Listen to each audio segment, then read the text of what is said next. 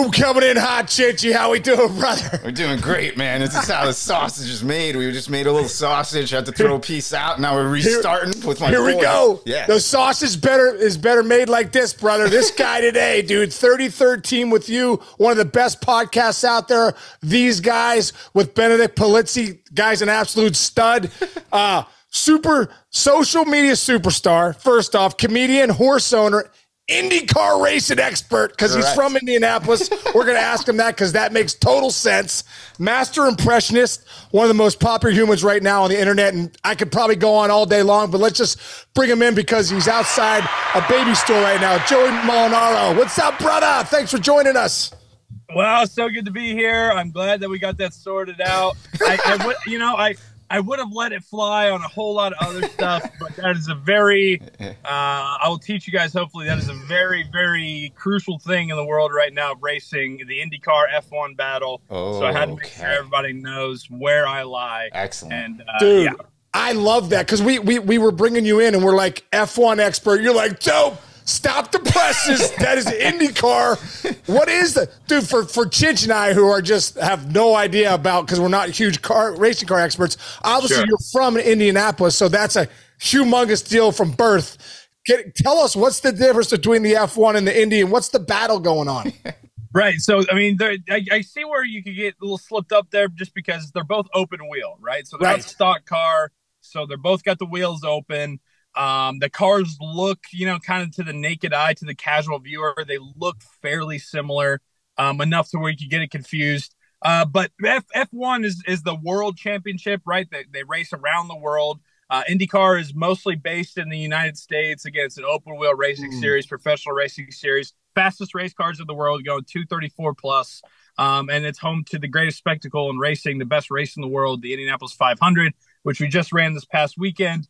And I'm still coming down off my high from it, honestly. So those are the main things right there. And F1 likes to infringe on IndyCar's copyright that we have of the greatest spectacle in racing. And they try to call themselves that in a bunch of various ways. But that's not true. It's ours, and IndyCar racing is better. And Formula One's a bunch of glitz and glamour and nonsense. I love it. Way to clear that up. Have you been in the pit? Oh, yeah. Oh, yeah, man. Yeah, Tell us about the pit. Like, because I know you look down at those pictures, like 17 dudes come out like red ants, or like bam, the car's off in 3 seconds. Like, what is it like in the pit? Like, why is that such a spectacle? Yeah, I like it almost like a bullpen and like late inning situations, but the bases are always loaded and you're always coming in with 2 outs and a full count. I mean, the pressure's on in the pits, man. Like you mentioned, everybody's going out there, and yeah, I mean, you get one shot at it. I mean, they pit multiple times, but like if you keep them for longer than like 7 seconds, 8 seconds, you're kind of effing up. And so it's very intense, and you'd be surprised. There's a lot of like former, Division I football players, a lot of former NFL players and stuff who make their way over to be a part of pit crews.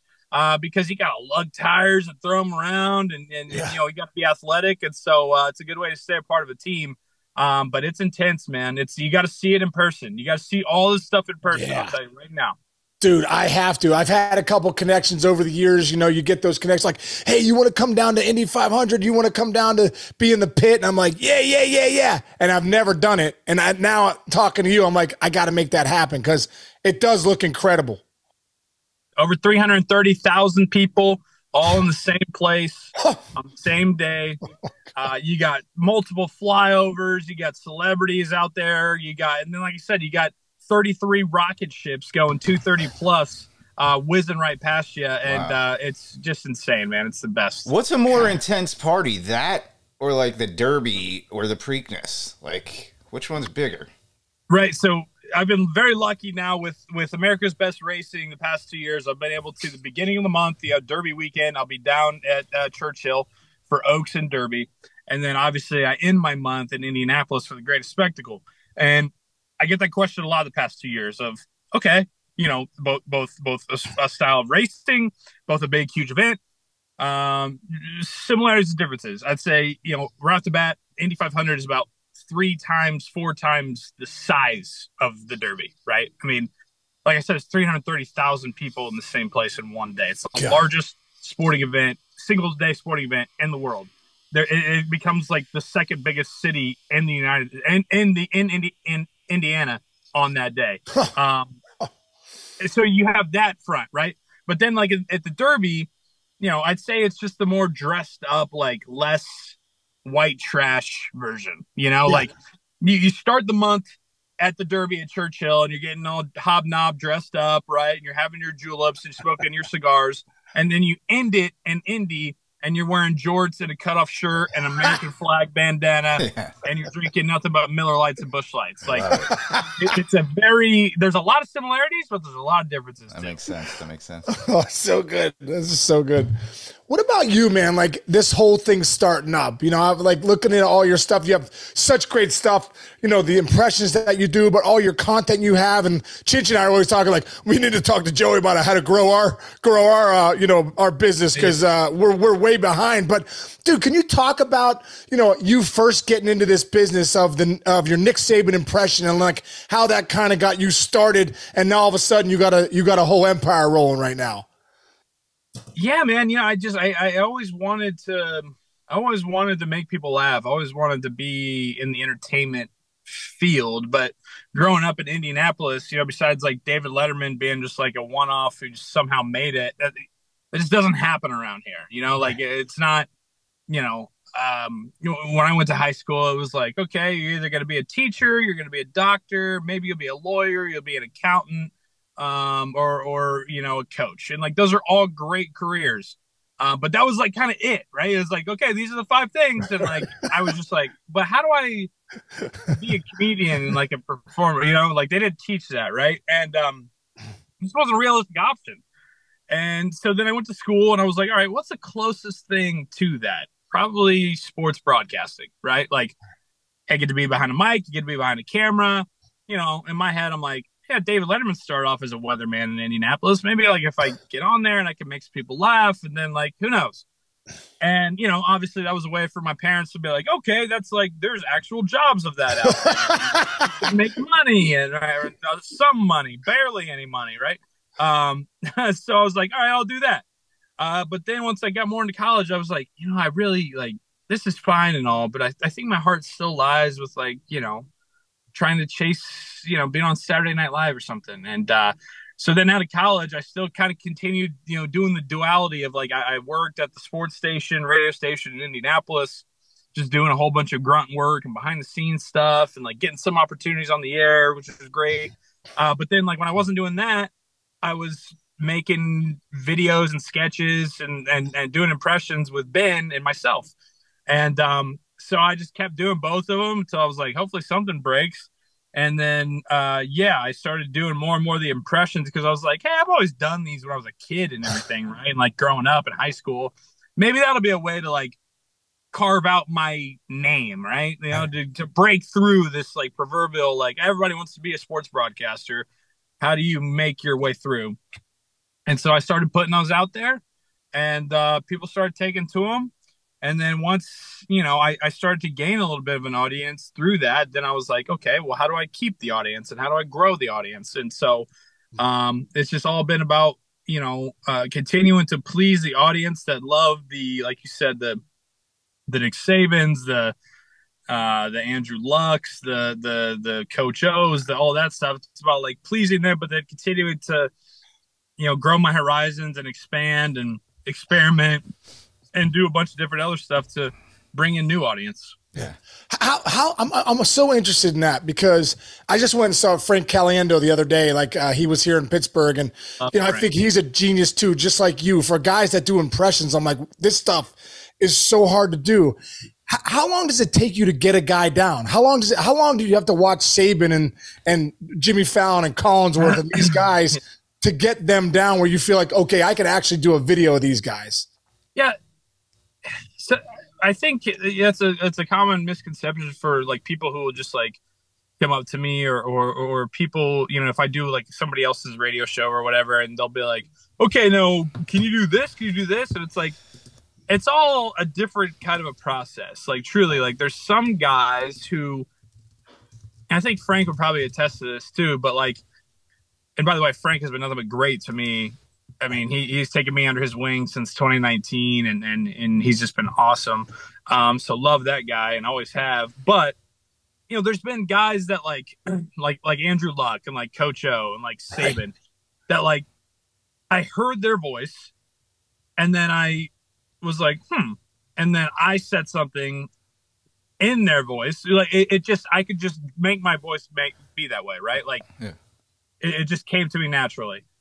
But then there's other ones that, like I have to work on a little bit, and I got to test it out a little bit, and I got to do kind of like trial runs and record myself and be like, I could hit this better. I could hit this more, or I could drag this enunciation out, or I could, like Howard Stern hits his T's really hard. You know what I mean? Like, so when he says entertainment, he doesn't say entertainment like I do. He says entertainment, right? It's like, so and so you pick up on those things, and so then those are the ones that take a little bit more.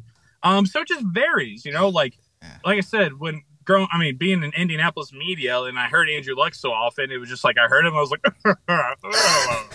like you hear that, and then I was like, I can just do that. But then there's others that I have to work on a little bit more, and kind of have to have that trial run, and then put them all together. Did they translate ever? I'm a big Dana Carvey fan. And he's got such great resurgence right now too with that amazing Fly on a Wall podcast. But he had somebody on the other day where he was talking about his George Bush Sr.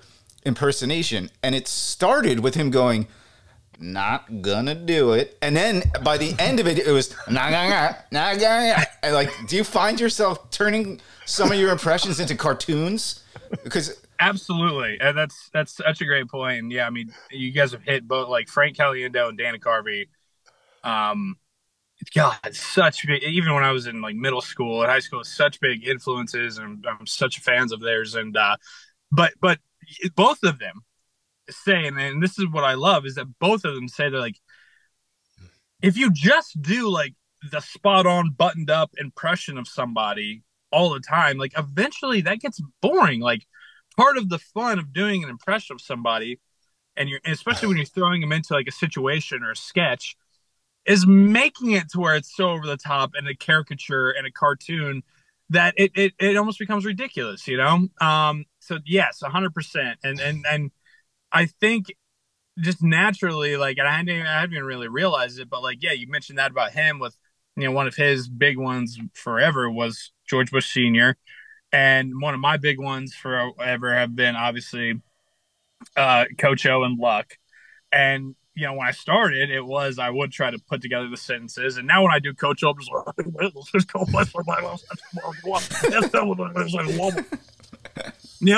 when it started out, I would actually be like, Joe Burrow.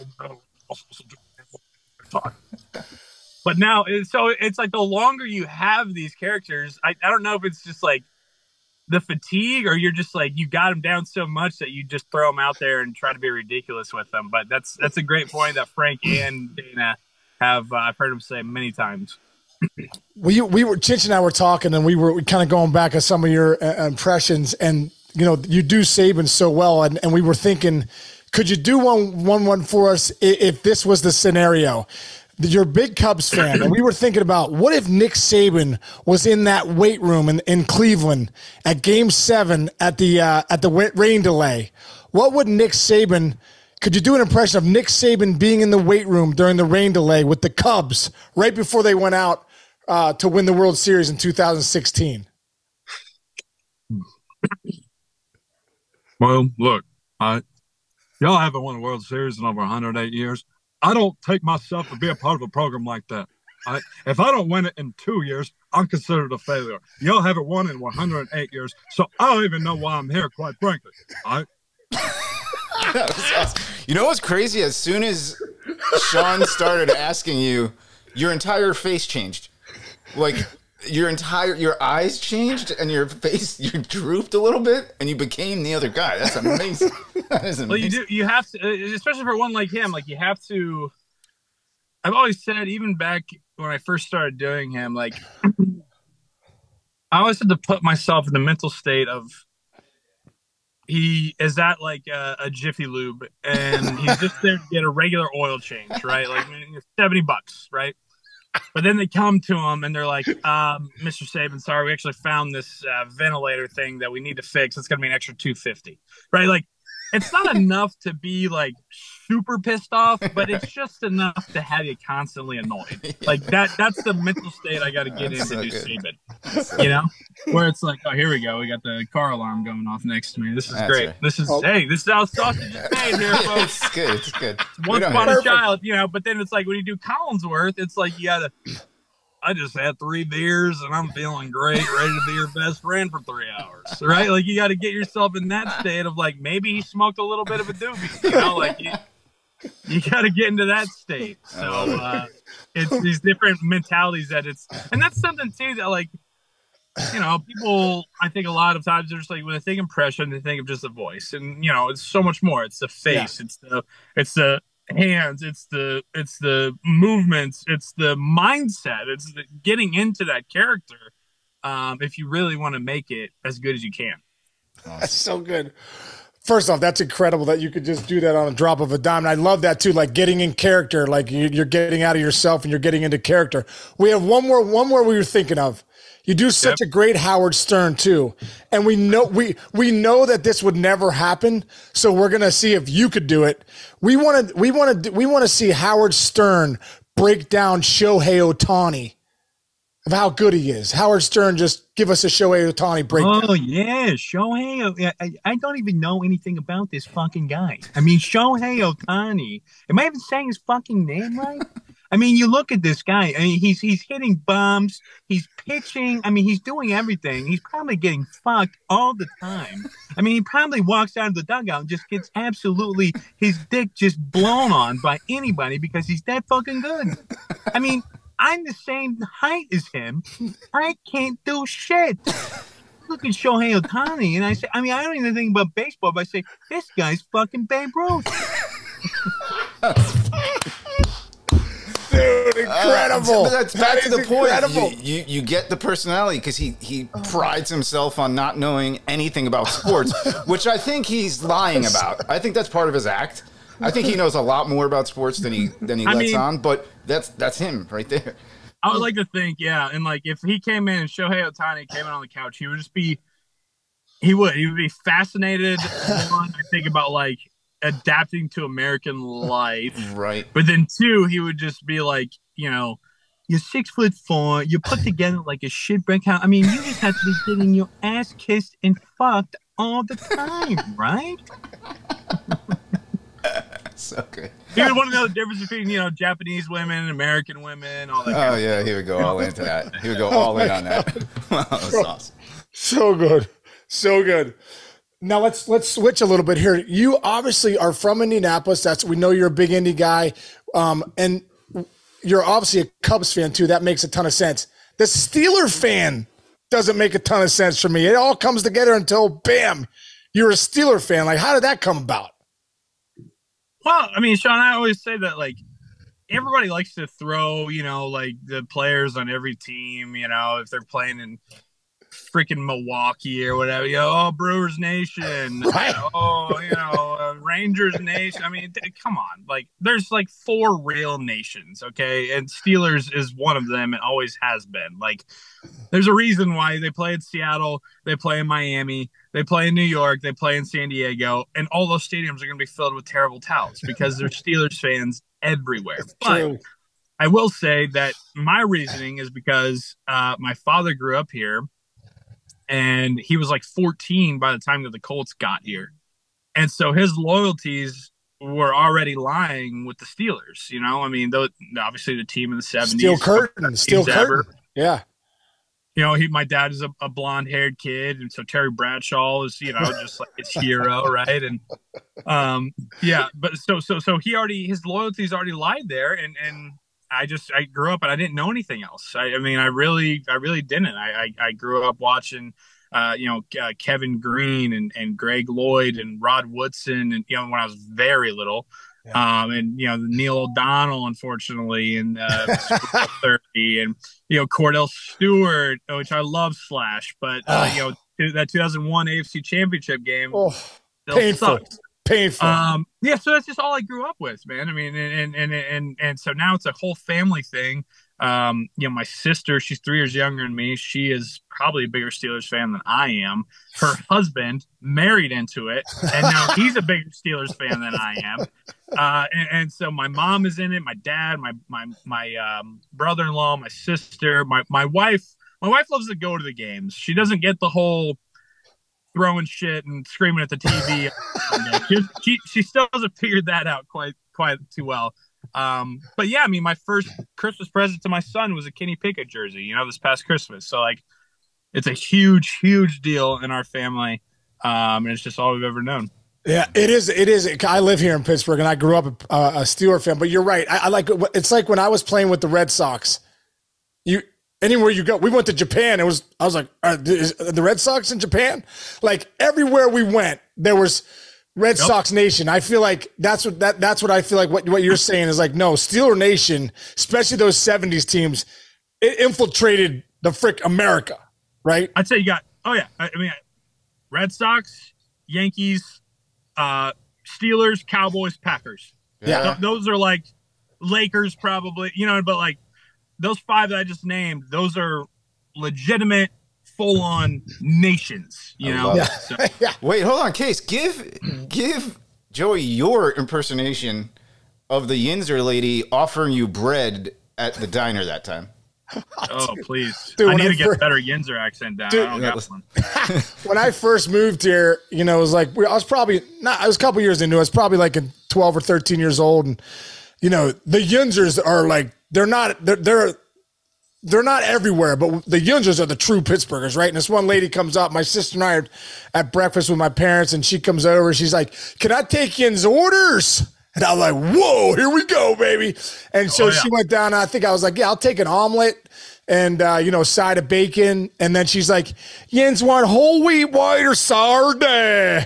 And I remember thinking, I was like, I didn't even understand what she said. She's like, I was like, "Excuse me?" She's like, "Whole wheat, white, or sour day?" And I was like, wow, man, they don't finish their words. Everything's an uptalk. You know what I mean? It's a different language here in Pittsburgh, Absolutely, dude. And what's really cool is that, so me and my family, we try to make it out to one game in Pittsburgh every year. And then we try to go out there in the summer every year. So we'll try to do 2, like 3 or 4 day trips, twice a year out to Pittsburgh, just because we love it so much. And obviously we want to go see a game.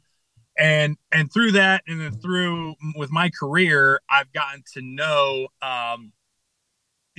some good buddies now who are just Pittsburgh guys through and through, who grew up there, who still live there, and so now every time we go out there, I get to hang out with these guys, and go out with them and drink beer and everything. And you sound exactly like my buddy Johnny Football. Everything, podcast, we'll go to Smoking Joe's, have some wings. I mean, it's the whole thing, dude. It's great. I love Pittsburgh. I love the people of Pittsburgh and their mentality, their love for their teams. Just it's a home away from home, really. That's great, dude. It is true. When we moved here, like when I was 5, my dad's like, "This is a blue collar city. These are our kind of people." And it is true. Like they really are that. Like you go to a Steeler game, and that's where the Yinzers are, because they're like, Steelers are the team. Let's get after it. And let me know when you come to Pittsburgh too, bro. I'd love to join in on that.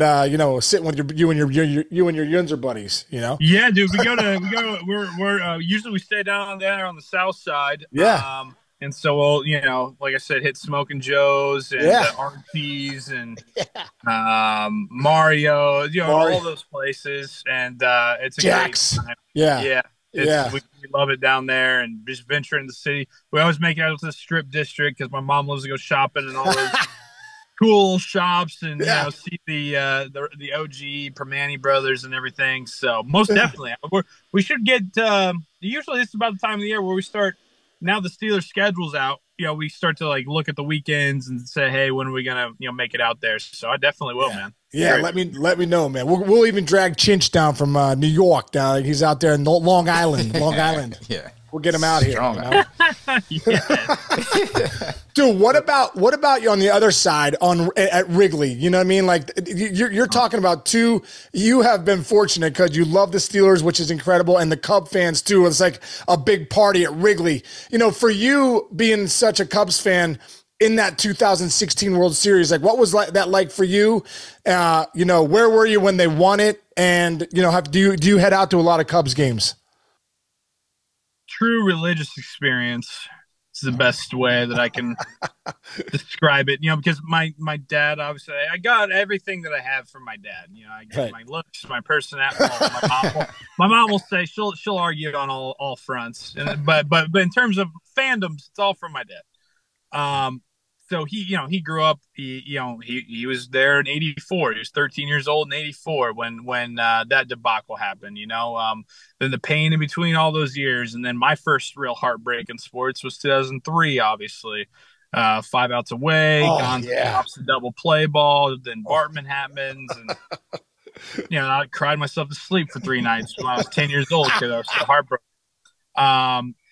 And then the 2007, 2018, just all that. We lived through all that, right? And so then in 2016, I was just out of college, so my parents were kind enough to let me still, crash at their place while I was working and save up a little dough. So it was just me. Throughout the entire playoff run, but especially for Game 6 and Game 7 of the World Series, just me, my dad, my sister, and my mom. Sitting there in the living room watching Game 6 and Game 7. It's so funny because I remember all day leading up to Game 7, I was so stressed out. I was just like, they're going to blow it. They're going to blow it. Nervous and like, oh my God, Game 7 at Cleveland, got to face Kluber again. Like, just talking. My mom's like, Joey, it's just a game. Like she was in it. She's like, but she didn't mean it because she didn't understand what's going on. She was just trying to like, hey, like either way, I know that we want him to win, but like it's gonna be all right. Don't get yourself so worked up about it. And I was like, all right, So then in the game, in Game 7, all of a sudden we're up 5-1. We're feeling good, right? I'm drinking Budweisers. We're having a great time. Still in the back of your head, you have that little bit of like, okay, you never know. And then when Madden brought in Lester, and Lester spiked that ball, and Kipnis came around and cut the lead to 5-3. My mom starts getting pissed, and I'm like, "Hey, now you said it's just a game. No matter what happens, it's just a game."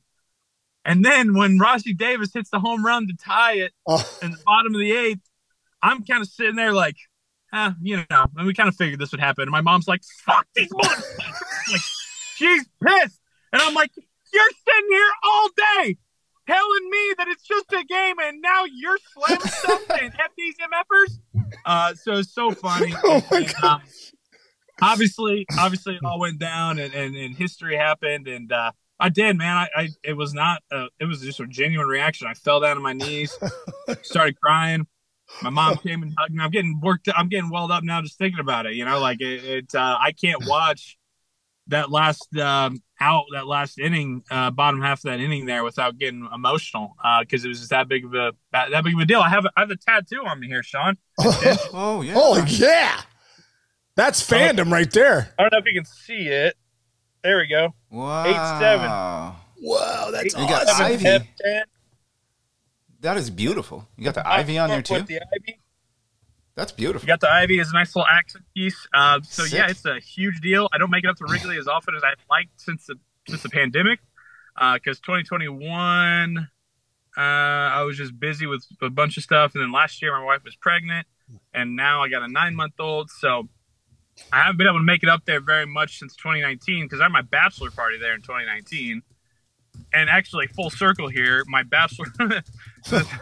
So Saturday, we're up on a rooftop, me and like 25 of my buddies and family members. And then that night, Andrew Luck retires. Oh. That night, Andrew Luck retires from the NFL. So anyways, yeah, but then actually this August, my 30th, this August, we're going up to Wrigley, about 18 or 20 of us. So we're going to get back up there and have a great time again. That's awesome. That's going to be great, dude. I'm sure. Hey, listen, were you on, did you say you were on a rooftop? Yeah. On, you know how they have those rooftops. Yeah. Right.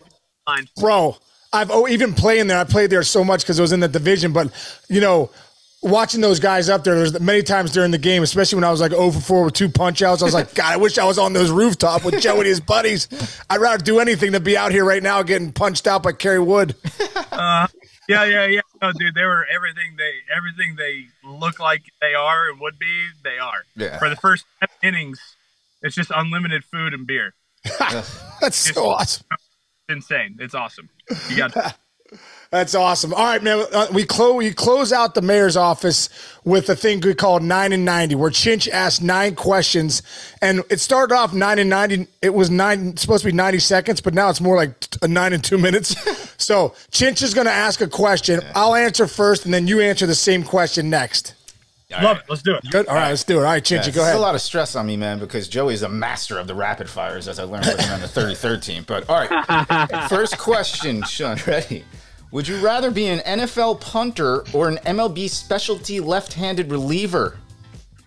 Oh man, I think I'd rather be a punter because I only have to do it 16 times a year, and it's way better than that lefty specialist every night facing these nasty lefties. Got it, Joey. I'm the opposite. I think specialty lefty. Just because I think you get to be the weirdest dude on the team, and you can wear weird pants, and you can wear your hat weird, and you can like pick your nose on the mound, and everybody's like, there's that classic southpaw out of the pit. I love it. I want to be the lefty. Great. All right, this one I'm bringing back. I asked this to Adam Dunn, but it's my favorite question I've ever asked in this. Sean, would you rather vomit on your hero or have your hero vomit on you? Oh my God. Well, probably have my hero vomit on me because I just feel like he's like, he's grinding and he could still be my hero if he vomits on me. If I vomit on him, I'm just never going backstage again or, it's not going to work out good. So I just let him vomit on me one time. Okay.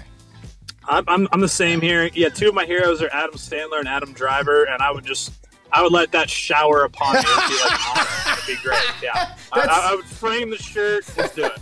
That's great, dude. I swear, this is my next question. Better Adam Sandler SNL Weekend Update character, nice. Opera Man or Cajun Man? Oh, I loved Opera Man. He was one of my favorite guys. So I'm gonna have to say Opera Man. Opera Man's a classic, but Asian Man, that's one of the origins and the births of Waterboy. Great point. How that whole Waterboy storyline came about, and that's one of my favorites. So I'm going Cajun Man. I like it. See, we learned something new, Chinch, too. That's great. Oh, man, Waterboy is one of my favorites. All right. Would you, Sean, or have you ever worn a Speedo? Smuggling. Oh, dude, are you kidding me? I was on the 7-year-old swim team back when I got here in Pittsburgh, YMCA, just locked in Speedo, was kind of grinding with the body at the time, was crushing pizza and wings. Next thing I know, bam, dominating. Yeah, Speedo. I've wore a Speedo, 7, 8, 9 years old, one of the better swimmers in the Pittsburgh area. I feel like that's something you do as like a slump buster too. Right? 04 with the golden sombrero, the golden thong, Shepherd's, Speedo on. Hell yeah, I'd wear a Speedo. Who's not wearing a Speedo? Right? Smuggling grapes. That's what they call it. Dude, the Europeans, if you go to like a beach anywhere, you got these guys with the Speedos on. You got the guys from London. You're like, he's just no big deal over there. Okay, for sure. More painful, jacking up your funny bone or stepping on a Lego? I'll tell you what, man. The funny bone when I think of, I got hit with a 95 mile per hour pitch by Gavin Floyd in my funny bone, and it was one of the worst pains of my life. So I'm going to say the funny bone with a 95 mile an hour heater. No worries. Yeah, since I can't, I haven't experienced that. I can't relate to the 95 mile an hour heater. I'm going to go with something that regularly. Oh. You froze there. I'm bad, dude. It's all good. I was like resting my phone kind of on the dash here, and it was just right in the sun. So my phone. Oh, it fried. It fried. The temperature. Like, you got to cool down before you can use it. So I literally just couldn't even get to it. But to finish my point, I have a 9-month-old, so there's always blocks and toys and shit everywhere. So I step on stuff all the time. So I'm going that. All right, good. All right, here's I'm going to make this the last one. And Sean, this is just for Joey. Okay, guess. If you can, Joey, pick any one of your impersonations and have that guy describe Sean Casey as a baseball player. Oh, man. putting you on a spot here. I'm sorry. He may never see me as a baseball player. Oh no, I remember this big old 21 lefty. That's playing regularly. I was young. Here we go. I'm just gonna. You know what? Yeah, I'll do a little. And Sean Casey, here's a guy that you look at. He's got the big number 21 with the lefty power bat. He may go 0 for 4 and strike out 4 times, but the next day he's coming back ready to park one 500 feet over the right field wall. There is no question about it. You look at him and say, that's the kind of guy I want playing first base or maybe the outfield and getting that big bat with that big old funny bone and big old lass out there swinging hard. There is no question about it. Oh, dude, perfect. Oh, man. So incredible, best dude. in the business, man. The best in the business. Incredible, man. Incredible. Joey, this has been great, dude. Thank you for your time. Tell your wife thank you, too, because I know you're in the parking lot waiting for her. But where can our fans find you, man? Where can our listeners find you? And, let us know. This is it worked out perfectly. I just got a text from her, so she's in line to check out. So perfect. Your timing is impeccable. You saved me from scrolling on my phone for 40 minutes or being in Once Upon a Child, so I do appreciate it. Social media. You can find me on Twitter, Instagram, TikTok, YouTube. Just my name, Joey Mulinaro. I'm also starting to do more live dates and shows and tours like that, so you follow me there, and then you want to come see me live at different places. Obviously, I'll have the announcements on the social pages. But then, obviously, I put out work and videos and sketches on there too. So, would love to have you. And it's been great being here. Like I said, Sean, I grew up watching you mostly on always on the opposing. Yeah, right. So I remember that well. And Chinch, obviously, you're the man. So it's been great to be here. Thank you so much. Really appreciate it so much. Brother, thank you so much, man. And looking forward to Chinch and I looking forward to maybe catching a show at some point and being right there front row. 100%. Would love that. Absolutely. Pittsburgh's on the wish list for sure. Is it? Cool. Let's do it, man. Yeah. We will be there. We'll travel too. We travel well too. So Thank you, brother. And good luck with the little one. And we'll talk to you soon, man. Thanks, boys. I appreciate you. Thank you, brother. Okay, man. Thank you. Dude, he is so great. Is he not the greatest? What a great dude, man. I told you you're going to have fun on this today. And by the way, fans, if you have not followed him, trust me, you will laugh every day. Every day, you will go on his thing. He did something the other day about a dude, what it's like when you see somebody you kind of know who comes up and tries to talk to you. And it's just like, oh, hey, how you doing? He doesn't just do like celebrity impersonations. He's just naturally one of the funniest guys on a planet, and it is very cool to have him here. He's a great person, too. Great person. So good, dude. Just the fact that we could do those impersonations like that off the cuff. Dude, hysterical. True talent, dude. But just a great comedian, impressionist, all the things he's doing, man. Yep. I want to be Joey Molinaro right now. That's what he's got a lot of awesomeness going on, man. It's incredible, and that was that's fun for us, man. That's fun. I hope everybody enjoyed that, and go follow this guy and find him wherever he comes out on his shows. Go find him because you might find Chinch and I too sitting there. Exactly. All right, man. Love you, brother. Love you. And I'll see you tomorrow. Thanks for everybody for listening, and we will see you guys tomorrow too.